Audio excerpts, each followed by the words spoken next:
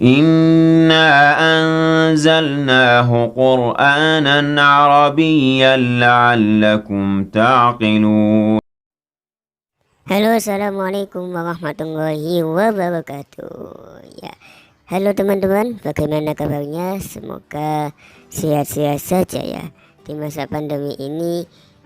Meskipun belajar itu dari rumah, kita jangan sampai kehilangan semangat kita untuk selalu bertolakul ilmi, karena mencari ilmu itu hukumnya wajib. Nah, di sini kami akan membahas sedikit tentang urgensi bahasa Arab dalam pendidikan Islam.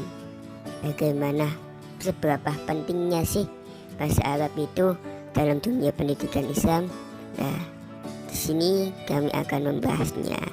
Kipo ya. Ya. Mari kita simak bersama-sama. Cikidot. Kita awali dulu dari definisi bahasa Arab. Nah, definisi bahasa Arab ini ditinjau dari dua sisi, yakni dari sisi bahasa dan sisi istilah. Nah, dari segi bahasa Arab digolongkan menjadi dua bagian, yakni ada bahasa sendiri dan Arab sendiri. Nah, pengertian bahasa itu apa? Bahasa ialah alat komunikasi yang digunakan manusia untuk saling berinteraksi dan berhubungan dengan berbagai motivasi dan keperluan yang mereka miliki sendiri. Ya, jadi bahasa itu alat komunikasi manusia yang digunakan untuk saling berinteraksi, berhubungan, bercakap-cakap, dan untuk keperluan mereka sendiri. Nah, yang selanjutnya pengertian Arab. Arab secara bahasa yakni artinya gurun Sahara atau tanah tandus yang di dalamnya tidak ada air dan pohon yang tumbuh di atasnya. Ya. Dan kalau dilihat dari segi istilah, yakni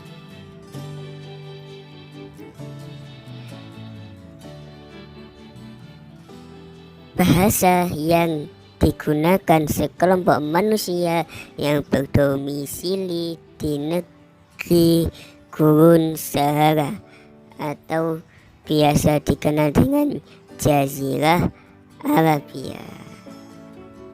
Itu teman-teman dari segi definisi bahasa Arab.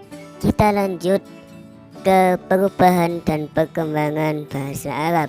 Nah teman-teman, pada akhirnya bahasa Arab itu mengalami berbagai perkembangan dan perubahan sesuai dengan peradaban manusia. Nah, perkembangan ini terdiri dari beberapa periode, yakni yang pertama periode jahiliyah, yang kedua periode permulaan Islam, yang ketiga periode Bani Umayyah, yang keempat periode Bani Abbasiyah, yang kelima periode abad 5 Hijriah, yang keenam yang terakhir periode bahasa Arab di zaman baru.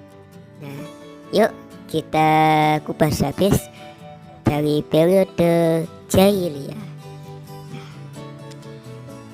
Pada periode ini muncullah nilai standarisasi pembentukan bahasa Arab Fusha dengan adanya beberapa kegiatan yang penting yang telah menjadi tradisi masyarakat Mekah.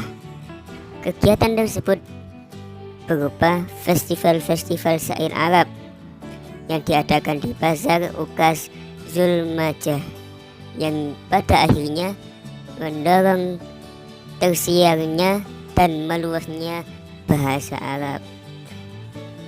Nah, gitu teman-teman. Nah, nanti pada akhirnya kegiatan tersebut dapat membentuk standarisasi bahasa Arab Fusha dan kesusastraannya. Nah, kita berlanjut ke periode permulaan Islam. Nah, pada periode ini bertepatan dengan turunnya Al-Quran yang membawa kosakata baru dengan jumlah yang sangat banyak, menjadikan bahasa Arab sebagai bahasa yang telah sempurna, baik dalam mufradat, makna, gramatikal, ilmu-ilmu lainnya. Nah, dan juga adanya perluasan wilayah kekuasaan Islam sampai berdirinya Daulah Umayyah. Setelah berkembang kekuasaan Islam, maka orang-orang Arab berpindah ke negeri baru sampai pada masa Khulafaur Rasyidin. Pada periode ini teman-teman, pada intinya yang ketiga pada periode Bani Umayyah. Nah, pada periode ini terjadinya percampuran orang-orang Arab dengan penduduk asli. Akibatnya adanya perluasan wilayah Islam. Nah, adanya upaya orang Arab untuk menyebarkan bahasa Arab ke wilayah-wilayah melalui ekspansi yang beradab. Nah, melakukan Arabisasi dalam berbagai kehidupan. Nah, penduduk asli mempelajari bahasa Arab itu sebagai bahasa agama dan bahasa pergaulan, teman-teman. Itu. Nah, selanjutnya ada periode Bani Abbasiyah. Nah, pada pemerintahan Abbasiyah berkeyakinan bahwa kejayaan pemerintah dapat bertahan bila bergantung pada kemajuan agama Islam dan bahasa Arab. Kemajuan agama Islam dipertahankan secara melaksanakan kegiatan pembedahan Al-Quran terhadap disiplin cabang-cabang ilmu pengetahuan, baik dari ilmu bahasa maupun ilmu pengetahuan lainnya. Nah, yang kelima yakni ada abad ke-5 Hijriah. Nah, sesudah abad ke-5 Hijriah, bahasa Arab tidak lagi menjadi bahasa politik, teman-teman. Yang tujuannya pada bahasa Bani Abbasiyah menjadi bahasa politik dan administrasi pemerintah. Pada abad ke-5 ini, bahasa Arab tidak lagi menjadi bahasa politik dan administrasi, tapi hanya menjadi bahasa agama. Nah, hal ini terjadi setelah dunia Arab terpecah dan diperintah oleh penguasa politik non-Arab. Sejak adanya Bani Saljuk yang mendeklarasikan bahwa Persia sebagai bahasa resmi agama Islam di bagian timur. Ada lagi Turki Utsmani yang menguasai dunia Arab yang lainnya, yang mendeklarasikan bahwa bahasa Turki adalah bahasa administrasi pemerintahan. Sejak saat itu sampai abad ke-7, bahasa Arab semakin terdesak. Nah, gitu teman-teman. Yang periode terakhir nih, periode bahasa Arab di zaman baru. Bahasa Arab bangkit kembali. Itu dilandasi dengan adanya upaya perkembangan dari kaum intelektual Mesir yang dapat mempengaruhi dari golongan intelektual Eropa yang datang bersama serbuan Napoleon. Upaya-upaya tersebut diantaranya satu, bahasa Arab sebagai bahasa pengantar di sekolah. Perkuliahan disampaikan dengan bahasa Arab.